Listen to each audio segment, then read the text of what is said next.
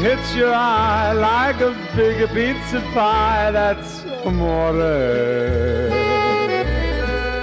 When the world seems to shine like you've had too much wine, that's amore.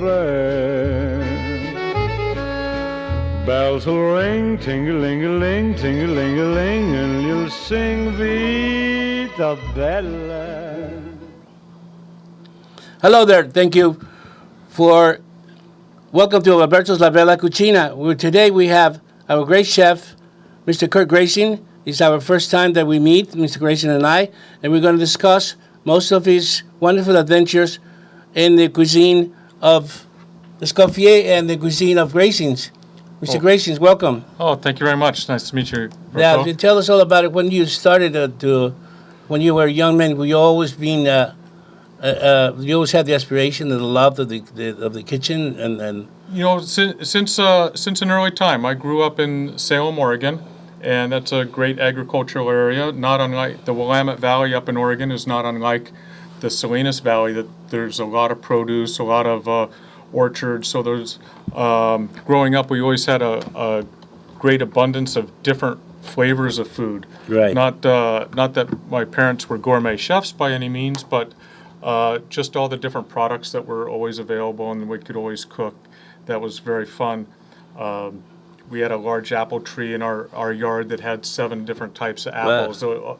So I learned how to make baked apples or applesauce or apple pie. So we did a lot of those kind of things growing up. And, of course, in the late 60s, early 70s, worked out in the fields picking berries or picking beans or so picking fruit. you bake your own real good desserts, so real that American. Yeah, so that was a lot of fun. So I had a love of food and a love of making things with my hands for a long time. And then at that time, it was when Julia Child first came on the scene with her great show, and so grew up watching that a lot and. I didn't understand all the techniques that she was doing at that Right. time. However, I did notice the similarities, how she enjoyed making the food and how there was that connection between those things. So it developed over a course of years, and by the time I finished high school, I was kind of wondering which direction I was going to go. Of course, growing up in Oregon, it was you either worked in the construction business Yeah. or out in the forest as a Around forester or cold. something like that. But I decided to try cooking. I went to our local community college that had a program, not unlike how Not like culinary, culinary school. Went to that for a couple years. Then went to Oregon State in hotel and restaurant management. Had a great mentor and counselor there, and realized that instead of being the general manager at the hotel, I wanted to be the chef at the hotel. There you go. He told me about a program that was just starting in San Francisco, an apprenticeship program, and so I was very fortunate to catch on with that, and I did a 4-year apprenticeship at the Clift Hotel in San Francisco, one of the great hotels of the world. And so I started there, and it's like a California-run apprenticeship program, not unlike any other craftsman would have, whether it's an electrician or plumber. I'd have to have Right. 1,200 hours making sauces, 800 hours butchering meat, Yes. 1,200 hours doing the broiler. So I learned all those stations and became very proficient. Very fortunate. And, This is in the hotel business. in the hotel business at at the restaurant. You were associate. Yes, and yes, being a saucier. So it worked that I could work a month in each station. I'd work a month here, 1 month there, and for 3 or 4 years. And so I got to spend all the time in To master all those positions and go to the grill, they come there and there. So it was much different than just going to a school and learning, for 3 days how to cook a steak, and that was it. You'd be cooking 40, 50 steaks every night for months. And so it was a great training, until I got out into getting a job and where I had to run a Right. station all the time. So I worked there for about 4 years, and then was able to go over to Berkeley and work with fellow Narcy David. That's David, Yes. very famous. Yes, person, so that was the time when both Narcy and Alice Waters, who had Chez Panisse, Yes. they were both burgeoning onto the food scene. The food scene was very hot at that time. It was just the beginning of the California cuisine, 79, that was. And worked for Narcy for a couple years, eventually worked my way up to being chef that there. must have been exciting to work with such a chef like Mr. It David. was very, very And exciting. you learn a lot. And So you have your much. own original things besides his food. You have your own original Absolutely. dishes. Absolutely. And then with, besides obviously having the classic French cuisine, he also had a little touch of Mediterranean and a little bit Middle Eastern style from his background. And so it just really broadened my horizons after having the super classical French training at the Clift Hotel. So that was very interesting. And then the touch of, as I mentioned, California cuisine, as the new cuisine was just coming on the market at that time.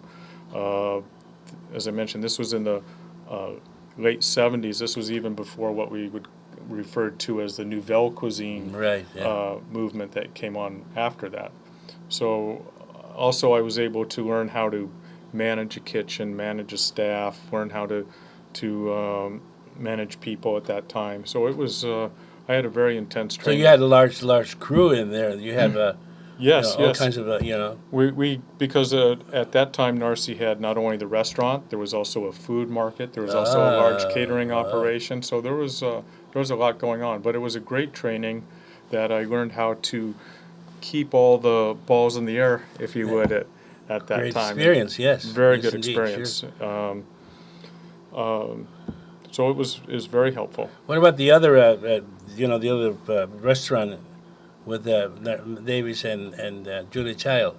Well, while I was there at Narcy's, I was very fortunate. As you know, Narcy was quite famous at that time. Yes. It still is, but his restaurant was really one Where's of the... he at now? What happened to him? Well, he's still in Berkeley. He still does occasional shows on the radio and TV. He's actually we've kept up our friendship after 35 years, and he's my business partner. Oh, So, really? yes, That's great. Yes. That's wonderful. So we're actually going on a cruise together next year to the Black Sea. So that'll you'll be chef in there? Or yes, you'll be doing cooking classes and market tours, etc. Some lectures and talks, and generally having a fun time with food and wine. So that's great. That's wonderful. So yes, when I was there at Narcy's, Julia Child did come in several times. I was really fortunate to be able to cook for her, and it's always one of those things. You're idol, if you will, to be able to cook for them later on in your career. And, did she ever tell you that she was only a cook, not a chef? No, I always just referred to her as Miss Child, and I always thought of her being as a chef. I'm not a chef, I'm a cook. Oh, very modest, but great palate, and always fun to fun to talk with. So, what about the other chef that you have experience with, Mr. Davis and the other restaurant in Berkeley? Well, and then Alice Waters, huh? Well, I didn't get to work with Alice at that time, but of course she came in for dinner, cooked for her several times as well, and obviously saw her at a lot of different functions. Also, Jacques Pepin came into that restaurant and cooked for him, and so from there, I then went to New York. I went to the Pierre Hotel, which was another grand hotel, and I was executive sous chef and dining room chef there. That's right down on Fifth Avenue in Central Park. Wow. Another great hotel of the world. Worked there for several years. Once again, went a great combination of classical cuisine and modern.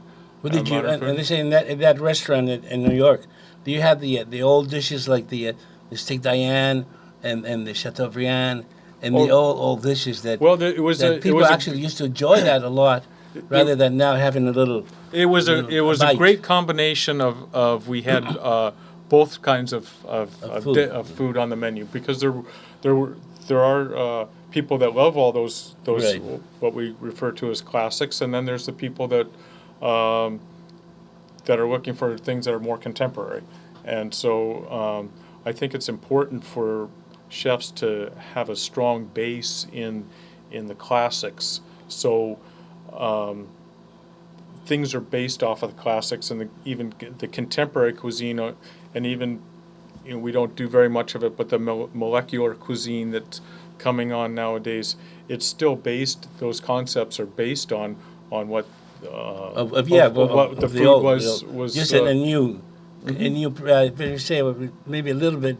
They add a little bit of something else on the sauce, and then it becomes a smaller size than like the Grandino beef. You never see it here, or the Tornados Rossini in those days, as you know. Do you still have that in your menu? Oh, we don't have those, but we have variations of those. Similar, exactly like you were saying, similar thing, and then people kind of recognize that and eat it and enjoy it. Yeah. Absolutely. In Los Angeles, I used to enjoy Chasen's. Of course. Remember Chasen's? They used to have just steaks, but the personalities and the people that used to visit Chasen's was it was one of the most better recognized restaurants in the area, like the Bistro. Absolutely. The Bistro, it was another French restaurant. It was actually run by Kurt. Kurt was that was his first name. And he was very, very successful, and then he opened another called the Bistro Garden, which was a block away from Western Boulevard. And it's been very successful like that, and many of those places are gone. Places that they're supposedly not luxurious, but I mean nice, first class, like you run, and places like that. They don't have that great success anymore. I mean, they have the great knowledge that you work on that hotel, that you have perfect professional waiters, that they knew wines, they knew your food, they knew the medium rare deal, they was fire this, fire that, pick up. You don't see that anymore when you say fire 5, fire 3. There's nothing like that anymore, because there's no knowledge in people like that here. As far as I'm concerned, in this area, I don't find waiters that they're trained. I think they're out there. We're very fortunate that we have some. I think what happens in a smaller area that Yes, we're in, that the young people that are very hungry for experience and knowledge, they go off to the big city. I know that as I mentioned at the beginning, that I'd come from a small town, and I moved to San Francisco, then I moved to New York, and then I moved to London and Boston. I think when you're going through your learning phases, that you want all that you want to grab all that knowledge as fast as possible. You're hungry for that knowledge. So I think more people tend to go to the big city and the flashier places. I think what happens is that people, as they mature a little bit, maybe they want to settle down, have a family. They come back to the area that they grew up in, and they're looking for they're not looking for that city life anymore. And so I think that's what we have, is that that we're able to have some great staff that have been with us for a long time. Right. They're family people that want to have a nice job in a nice place, and that we've been able to attract those people and then work with them, and we try to find people that have the temperament and the personality that we're looking for, and then train them on rather than trying to look for sometimes a person that has all that experience, and maybe their personality doesn't really work quite right. Chef Kurt, we're going to talk a little bit more about this. We're going to go into a pause, which means we're going to go to make a living out there, and we'll return after this message. Thank you. Sounds great. Okay, thanks. Hello, welcome to Alberto's restaurant. Come on in. At Alberto's, you will have a new experience at great Italian dining. We have fantastic pasta dishes like fettuccine alfredo and eggplant parmesan. and you have to come in and try the chicken marsala and the calamari con limone. I take great pride in everything I prepare, and I know you will love it. And what's dinner without a little wine? At Alberto's, we have a great selection of wines to go with your dinner. Alberto's Restaurante in Pacific Grove. Come and see us tonight. Salud. Anthony Sullivan here for the Edge of Glory, the best knife sharpener money can buy. It's so precise, it'll turn this plastic credit card into a precision cutting instrument. The Edge of Glory is no ordinary knife sharpener. Its dual-hardened teeth hone any blade to a razor's edge that'll put the bite back into your dullest knife. It locks onto any smooth surface, then just draw the knife and that old knife is ready for more. We took this plastic credit card and tried to cut a tomato. Nothing happens, but 1, 2, 3, 4, and now it's got an Edge of Glory that slices like magic. Call now and get the Edge of Glory for just $10.99. You'll also get a complete 3-piece knife set. They're a $20 value, yours free. But order now and you can double this entire offer. You get 2 Edge of Glories and 2 knife sets for $10.99. Order now and find out about free shipping. Call 1-800-617-9159 and get your Edge of Glory. But hurry, we're giving away a special offer on a second Edge of Glory and the knives with today's orders. That's 1-800-617-9159. Call now. Hello there. Welcome back to Alberto's La Bella Cucina. We're talking to a great chef, master chef, Mr. Kurt Gracing. Mr. Gracing, welcome again. Thank you. Tell us a little bit of experience about London. I know London is kind of a... What do you think of the food in London? It was Is it a great experience? It was a great experience. I had mentioned earlier that I'd worked for Narcy David for a couple years. Then I went to New York and worked at the Pier Hotel for 3 years. And I realized that you were the main chef in there, yes, the restaurant. And then I realized that I needed to gain even more experience after, I'd been working about 8 years, and I wanted to have even more experience, even broaden my knowledge to really get some of the best experience in the world. So I went to London and worked at a restaurant called Le Gavroche. Like a bunch. Yes. Of course I do. So it's a 3-star Michelin restaurant. It was rated at one time one of the 8 top restaurants in the world. A fellow Alberto is the owner there. It's right in the heart of London. I know that restaurant, La Gavroche. It's very, it's absolutely gorgeous restaurant. One time it was very good. Yes. Yeah. And so I worked, as I mentioned, when I was in New York, I was executive sous chef, just one step below the chef. And when I went to Gavroche, I was very humbled, and I had to start at the very bottom. And I got to work, but they have a large crew. There was 18 of us in the kitchen that worked double shifts, 5 days a week. The restaurant was just open Monday through Friday, lunch and dinner. And every day we did 60 people for lunch and 95 for dinner. We didn't. That's it, just 60 and 95. Yes, in fact, I remember one night that we had 102 reservations, and the chef just went ballistic. It was why we were so much busier. Here in was America. He Irish chef? No, he was French, but he thought that those extra 7 covers were just going. We were just prepared. Break the camel's back, so to speak. But I was very fortunate. Got to work in every station once again to learn everything, and it was quite an experience. In 5 days, I worked 80 hours. By Wednesday afternoon, you'd put in a 40-hour week, and still had you were only halfway. But it was a great experience and learned just so much. Did you live near La Gavroche? I was very fortunate. I was very fortunate. I just lived about 3 blocks away. Some fellows had to take the subway at night and subway back. I took a little money out of my savings so I could live there a little bit closer. So I got an extra 15 minutes of sleep on both sides every night. But it was quite an experience. London is a wonderful city. I mean, it's a beautiful city. If you ever go to visit the in Hampstead Heath, you walk around those areas. Oh, yes. Hampstead Heath. And then they had another like a castle up way up there, the house or something. I can't think of it. And then you stop there and have tea. Mm-hmm. And they usually when I was there, I saw Placido Domingo singing and Pavarotti singing in that area, in that auditorium, and on the heat. Oh, okay, You just sure. walk through there, probably half an hour. They have little trails, Uh-huh. and then you find this beautiful area that where the maestro or maestros will sing there, and it's just Oh, that it's sounds incredible. magical. Yes, it is, and this is why I love London. However, the food is kind of so-so. I mean, I know that Gavotch is one of the best places, the best experience I had in London. I mean, it's like going to Paris and going to Guy Savoy, you know, and go and see Guy and say hello to the guide, and you know, just give him $500 and forget it, you know. But it is a great experience. London is a beautiful city.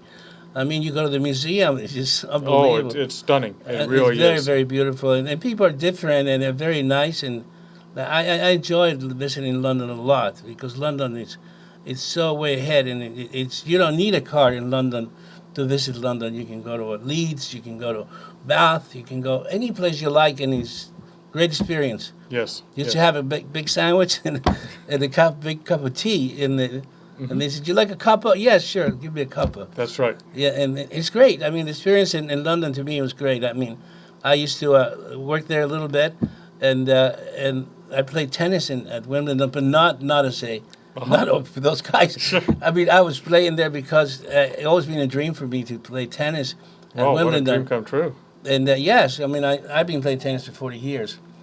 But the dream of playing tennis at Queens on the grass is just unbelievable. Sure, it's like So, somebody playing yes. golf at Pebble Beach. So But there you go. You know, yes, I met a person there that he had a son as a pro here at the Pebble Beach area. Tony Traber. He saw me playing tennis sure, at Queens. And he says, "You go back home, go and visit my son, Mike Traver. He was the pro at the Beach and Tennis Club." Oh, fantastic. So I came out here and I fell in love with it. And then Mark Griffith brought me here. I see. So I Okay. met Griffith because Griffin he adored tennis. Uh-huh. So he That's used to play tennis since I was 9 or 10. This is, you know, we're going to send you to school. We're going to send you here and there. And here I am. I came to his house, myself and what's his name, Puck, and I came over to cook for him on his birthday. Oh, okay. So since then, I love this area, and I thought I'd come back here. So I did came back after my divorce, and I came back and I settled here. I don't believe in having locations myself, but so I went into Pacific Grove and opened a little something on the wall, and he's paid off. I mean, I don't believe in views or anything like that. You go into Gracie's to eat, to enjoy your wines, to enjoy your ambiance, to enjoy your talent. So you don't go enjoy the ocean. Mm-hmm. You're not going to eat the ocean, But again, when you are in Carmel, those landlords are very, very ambitious people. Well, they have a large investment in their property. I'm Yes, sure but they I want mean, what do you have to give it? Paid it 3 times? No, well, that's... Yeah. So, right? I mean, it's true. I mean, I know that for a fact that many of those guys, which I've been there with a friend of mine, they used to pay $40,000 a month for a tiny restaurant, half of mine. $40,000, but he did the business. Yeah, all that Ocean Avenue. Oh, sure. Yeah, well, It's that's... unreal. I mean, it's just, not anymore that much, but I mean, those days, he used to make $5,000 for lunch. My goodness. Well, that's... Unbelievable. A lot of cash, 90% of it cash. That's, So, but I believe in, like my other restaurant in Malibu, I just went up there and I saw this. There was a hotel. They had rooms on the back, and the reception area was right in front of it. So that was converted many years later as a restaurant, but it wasn't right.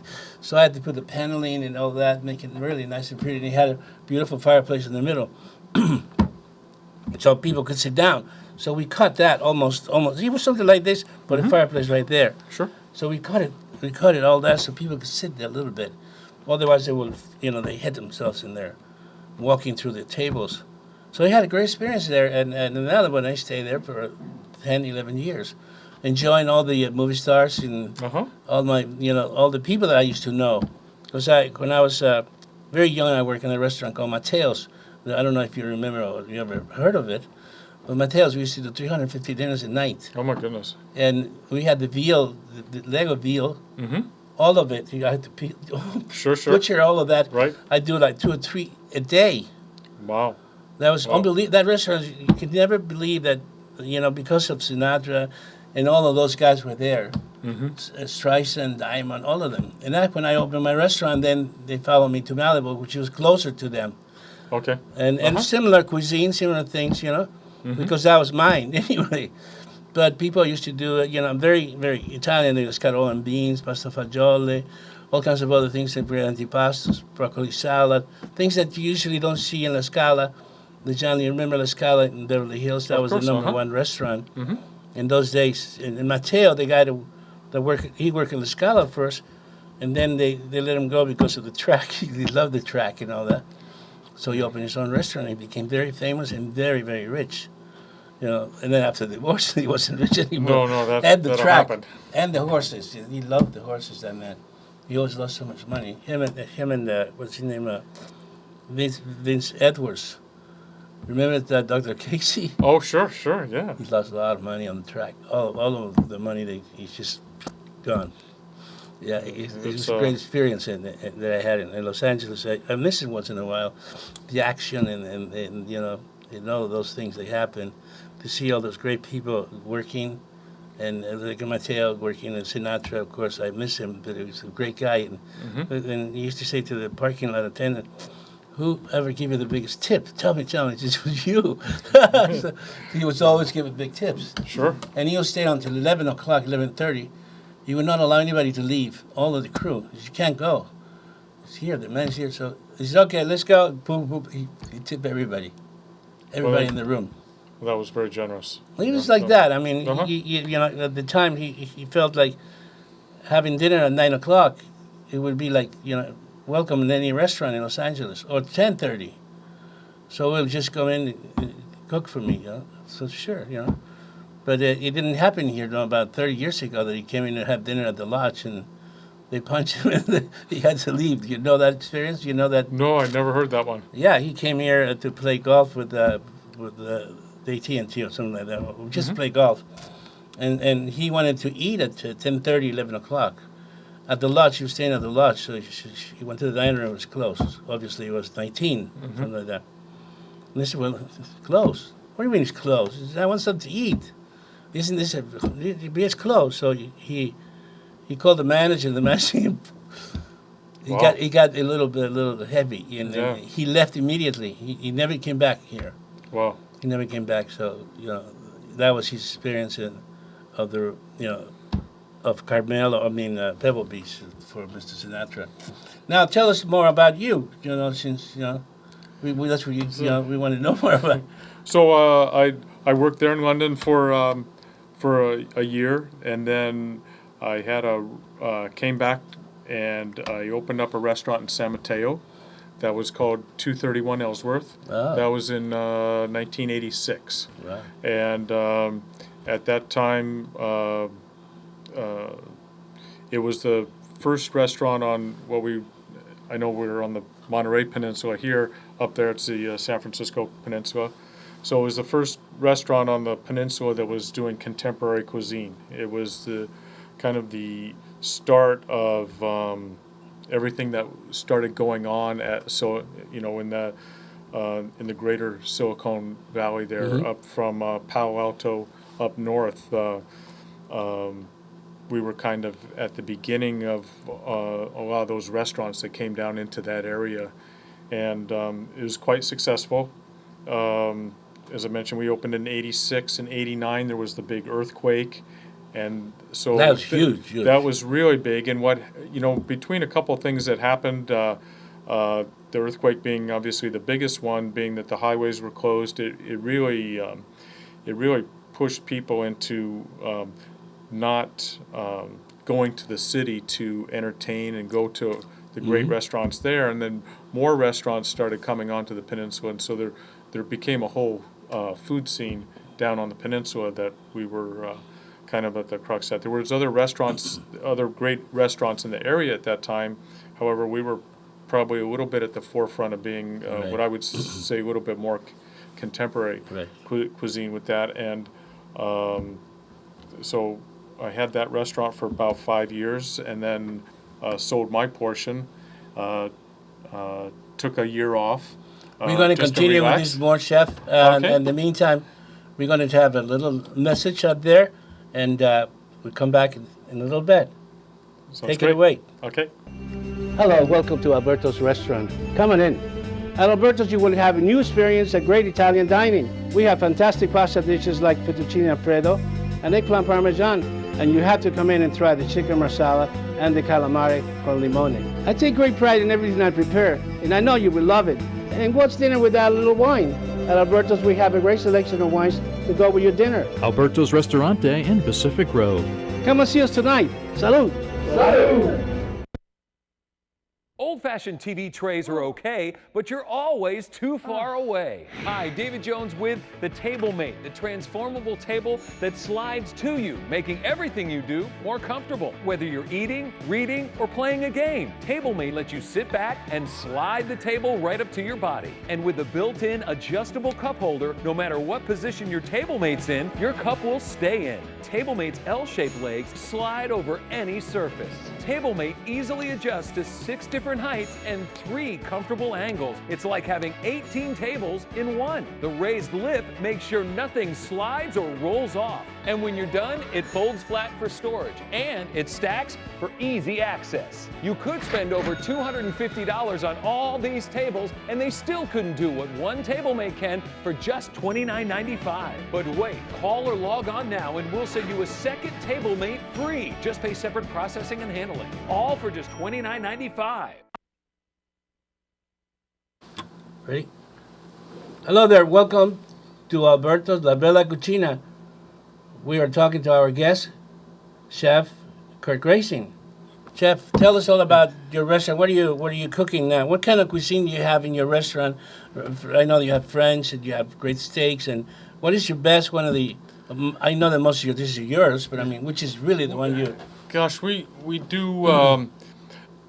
I've developed a cuisine over the years that it's the food that I like to eat. That's your food. That's Yeah. my food, and it has some of the profiles of a lot of the different things that I've had. And I think that's when you can tell a chef that really knows food, that they're not copying one chef or another chef.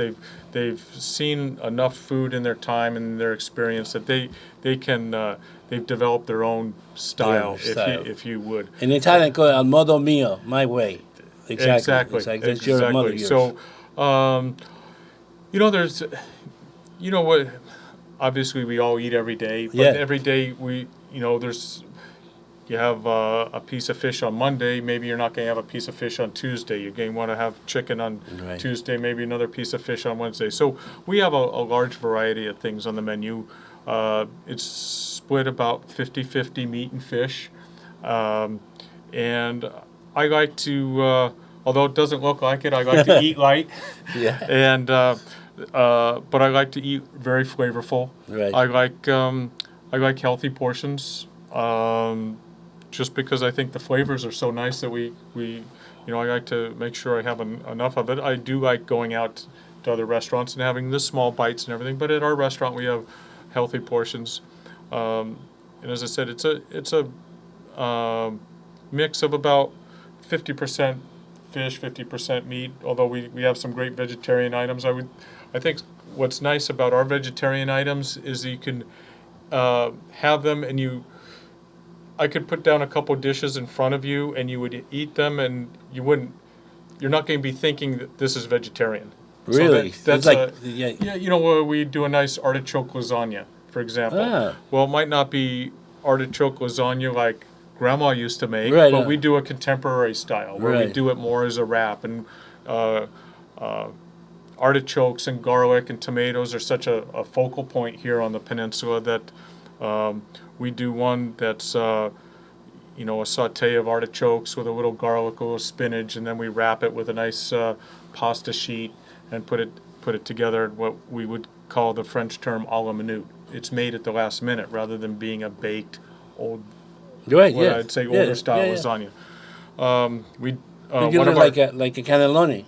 Almost like a cannelloni, absolutely. Yeah. We do one of our signatures is paella.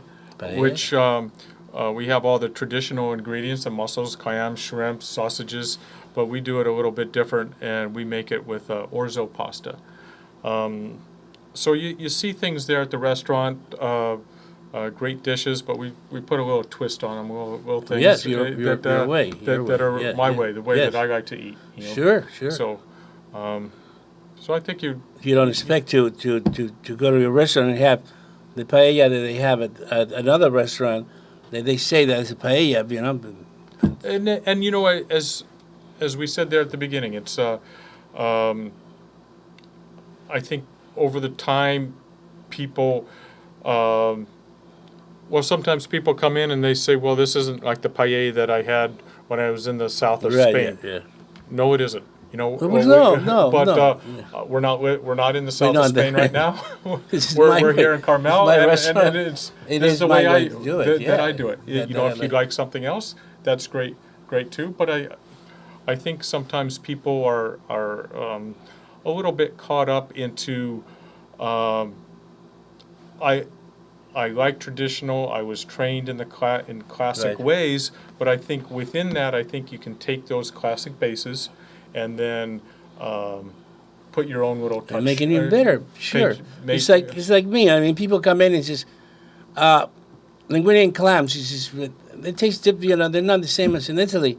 Of course not. They're not the same. In Italy, you have little Manila clams. These are clams from the East Coast. They're little necks.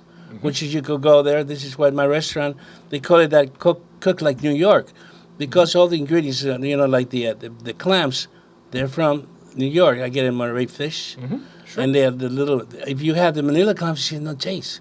And I had that in Gallipoli, in Italy, in Rome. I had it all over the place, even in Venice. It's not my thing, but people say, you know, Americans go there, the French go there. They love that kind of deal. And the cooks are not Italian anymore there. No. You know why? And it's economy. You know, they can't own their own restaurants, and they lie to you. You know, like I was in Venice, and I see this beautiful restaurant, and it's very rustic, very old looking, and the menu and all that. I got to go there. So I was there, sat down, and gave me a nice bottle of wine, the Amarone, which is very you know, Venetian.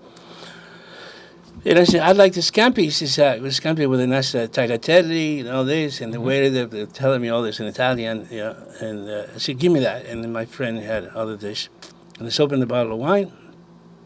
And how was the shrimp? Are they big? He said, oh, yeah, see, senor.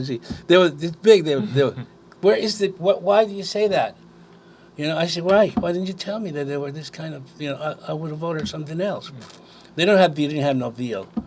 You know, and another time I was in Florence, and I used to run around Florence in the morning, you know, and I'm near the church, and I see this place. It's a subterranean garage there, and I look at it, and they have ossobuco. Oh God, I have to go to the hotel and come back here and have dinner at ossobuco. Another experience. The ossobuco, this thing like that, the bone.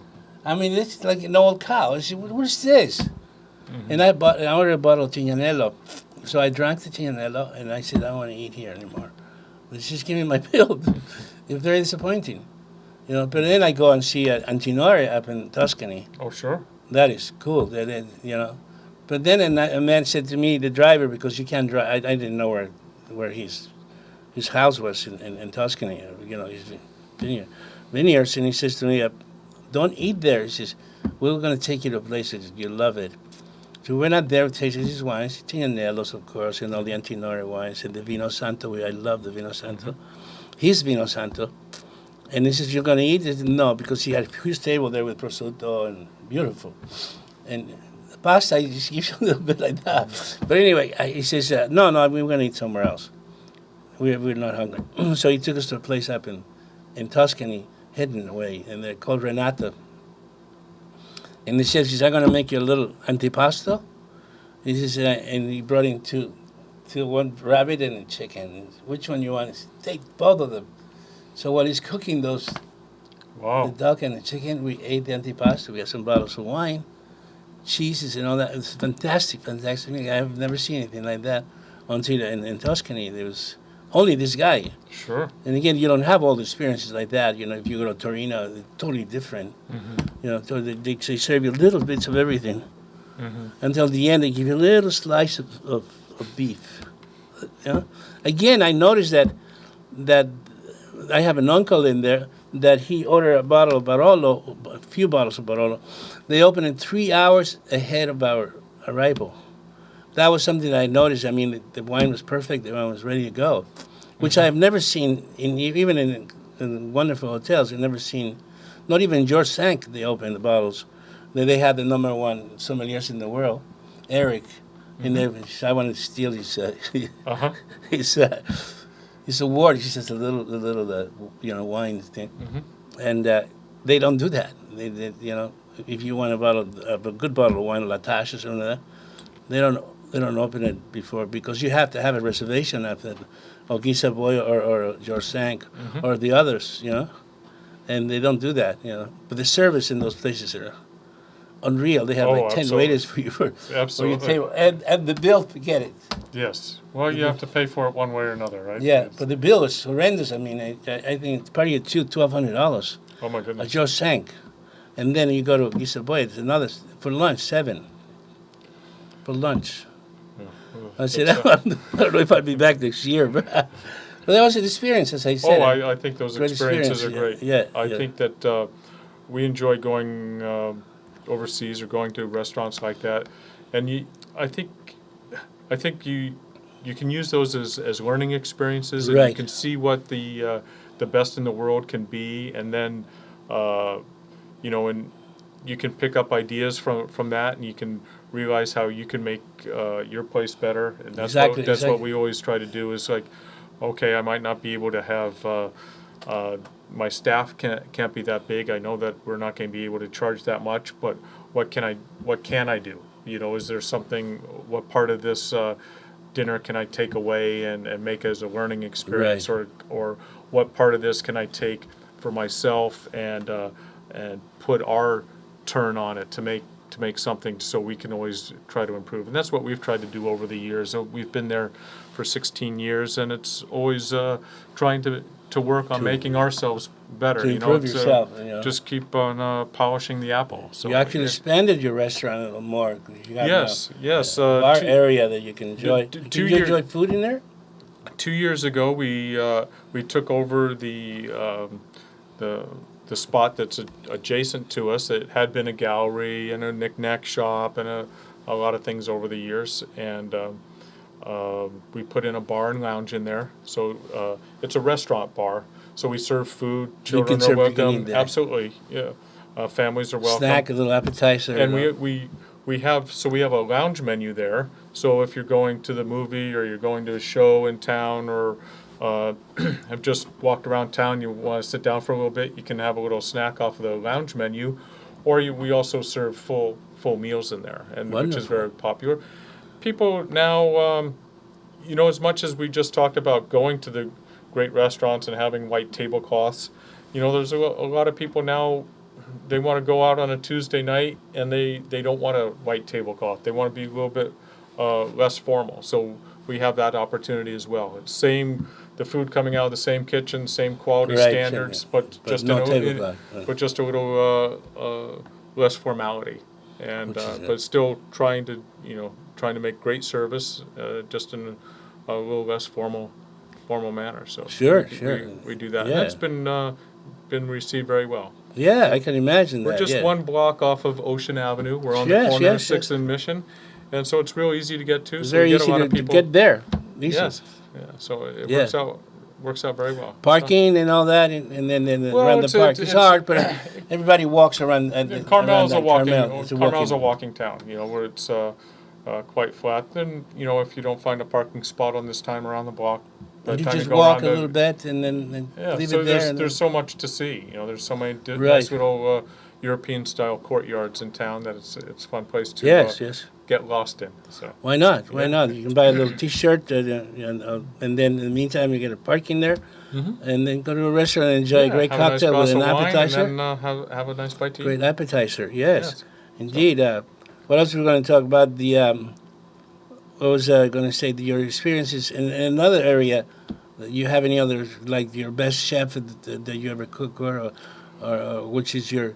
I've been very fortunate and worked with some great chefs. As I mentioned, I've cooked for Yeah. Julia Child, Jacques Pepin, obviously working with Alberto. I've worked with him, as when I was there in London, cooking for Alberto, he would have guests coming up. You like Bocuse? And Bocuse came to You the restaurant one time, and so that Paul? was quite an experience. There's the master of masters. Is the chefs. I mentioned earlier that we went on cruises. Actually, we went on a cruise one time with Michel Escoffier, which is a great grandson of. We're going to talk about the Escoffier. Yes. After a few minutes, we will talk more about Mr. Escoffier. I have the experience to meet him many times. So we'll be right back after this message. Great. Thank you. Hello, welcome to Alberto's restaurant. Come on in. At Alberto's, you will have a new experience at great Italian dining. We have fantastic pasta dishes like fettuccine alfredo and eggplant parmesan. And you have to come in and try the chicken marsala and the calamari con limone. I take great pride in everything I prepare, and I know you will love it. And what's dinner without a little wine? At Alberto's, we have a great selection of wines to go with your dinner. Alberto's Restaurante in Pacific Grove. Come and see us tonight. Salud. Salud. What's eye-poppin', worth chompin', and always show-stoppin'? Pop Chef, the new fast and easy way to make delicious edible creations your family will love to eat. Grab your camera to capture this gift-making fun for everyone. Watch, just choose any shape, press into your favorite food, then pop perfect hearts, pop super circles, or pop sweet stars into a mouth-watering masterpiece. Transform simple sandwiches into extraordinary ones for lunch. Turn regular fruit into a healthy bouquet display. Or create the coolest vegetable party tray that will impress any guest. No knife, no cookie cutters, and no mess. The secret is Pop Chef's 3-in-1 air-popping action that instantly shapes, pops, and creates all your favorite foods. Pop singles or more, thick or thin, so the kids will eat healthy again. And check this out. Use Pop Chef to decorate cupcakes for birthdays, cookies for special occasions, or make holiday treats that can't be beat. Store-bought fruit arrangements can cost over $50, but the same made with Pop Chef is just a fraction of the price. You'll receive the Pop Chef with butterfly, flower, sun, heart, circle, and star cutters, plus 25 decorating skewers, all for just $10. We'll even include this idea book free. Use the tips inside to make a Valentine surprise that's sure to get a hug. But we're not done. We'll give you our 30-piece special occasion set with unique designs free. Just pay separate processing and handling. This eye-popping, show-stopping 60-piece set is all yours for just $10. So start popping with Pop Chef. This offer is not available in stores, so call or go online now. To order Pop Chef, call 1-800-721-5418. That's 1-800-721-5418. So don't delay. Call 1-800-721-5418. Call today.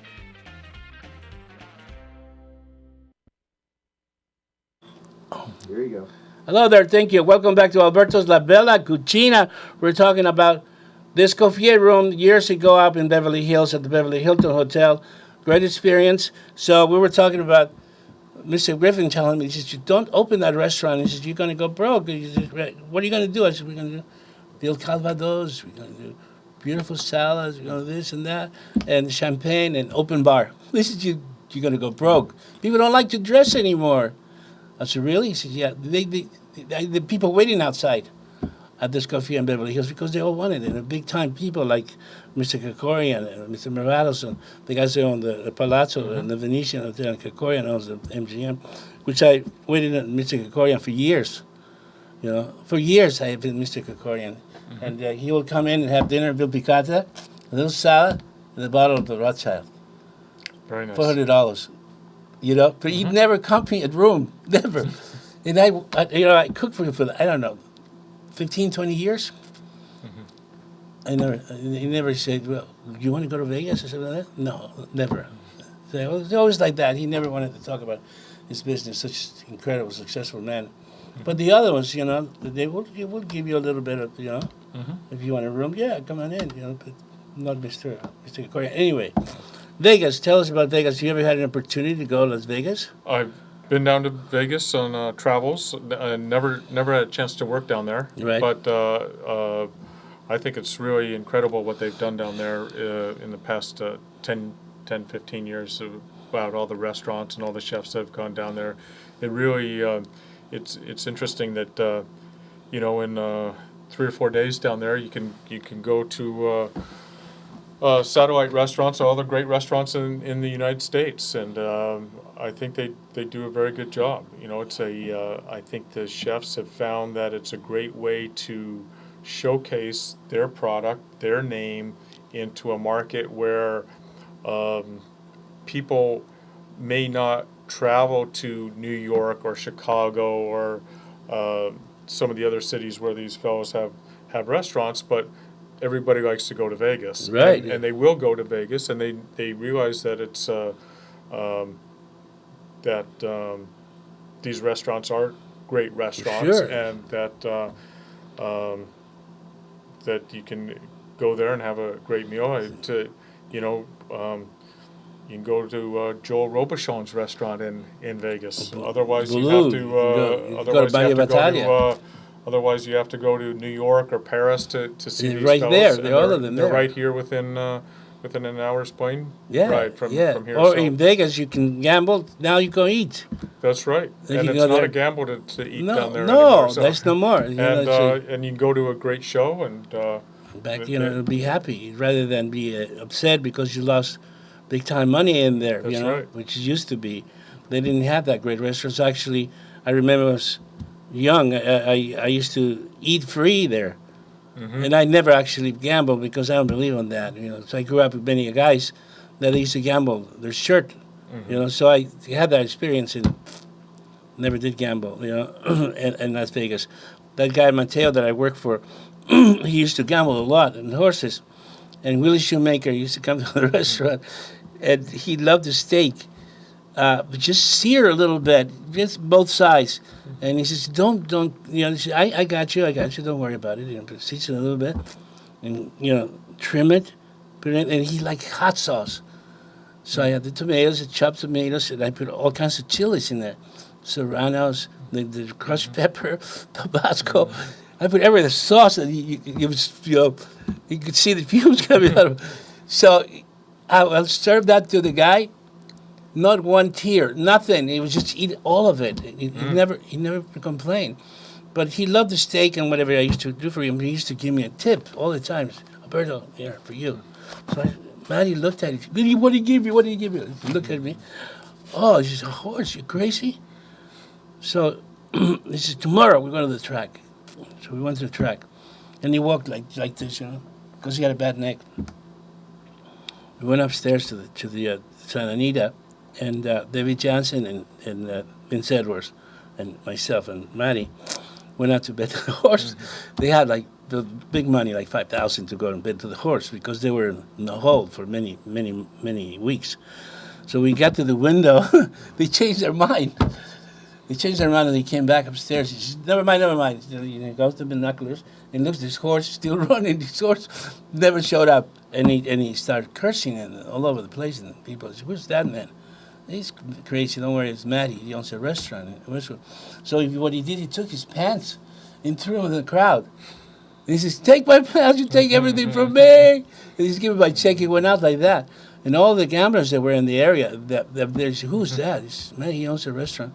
All those guys went up, they were packed in the restaurant. Cash, boom, all of them. And since then, the place was packed like that all the time. He was a character guy, and we were fooled. And the guys, you breaking me, get out of the table. I'm looking. Otherwise, if you didn't get up, they'd come in with the busboy and take your table. You got to pay the bill. People waiting. That's the way the guy used to do that. And I said, you're going to go broke. Never happened. The country was packed. There was more and more people trying to get into Mateo's. I've never seen anything like that in my entire life happening like that in a restaurant. Nowadays, you do that and they never come back. If you do this here in Carmel, people, they're so... Yeah, we won't try that policy. So. No, the that was horrendous over there. Are you kidding? It's just, if they scratch the car, the parking attendant, they scratch a little bit, they complain. Man, didn't you remember the way you got out of this place drunk, blah, blah, blah. And you try to blame me?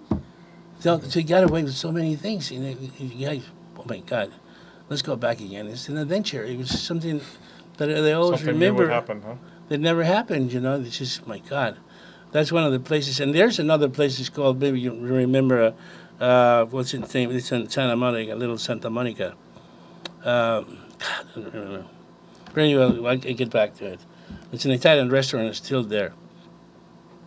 But now Los Angeles now is. If I go back, I don't know. Not many people out there.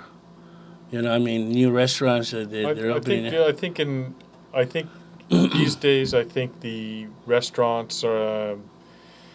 That scene. It's just constantly evolving. It's Right. not. In the old days, you'd have restaurants that have 30, 40 years Reputation. reputation and life, if not even longer. In San Francisco, you have some restaurants that have been there for over 100 years. But look at Doris and Ernie's. They were there for many years and they're gone. Absolutely. They were the best Italian restaurants that I remember, and they're no longer there. Um, And the same way in New York, it's there's those great classics that have just kind of fallen. But I think we're building up with a lot of the chefs. We're building up the new classics.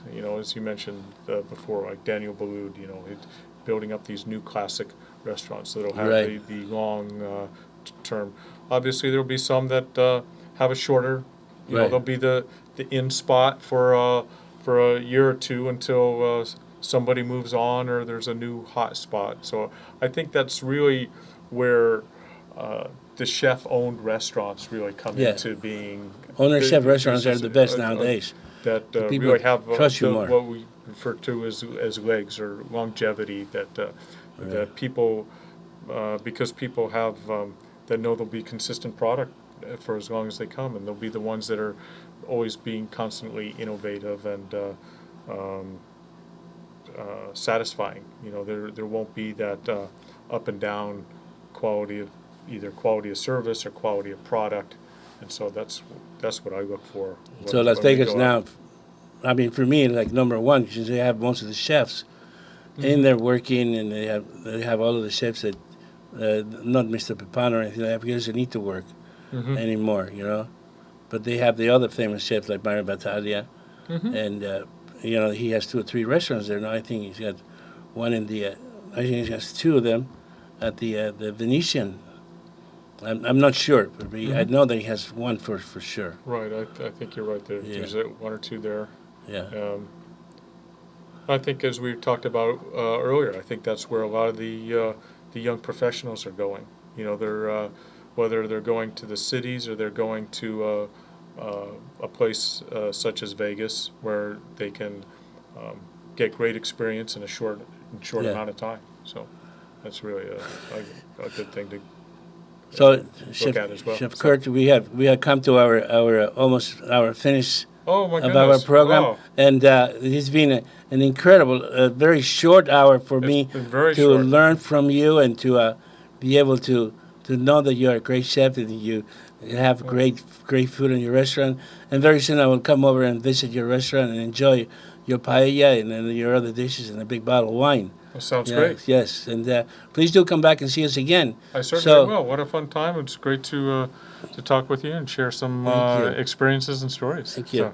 So remember, if you're in the neighborhood of Pacific Grove, visit Alberto's restaurant where you have enjoy a great meal. We enjoy great linguine and clams, veal piccata, veal marsala, eggplant parmesan, lasagna, anything you like, and great wines also. So remember, if you mention this program, I would personally buy you a glass of wine, you and your guests. So God bless you, and we'll see you next week. And we'll see you soon. Thank you.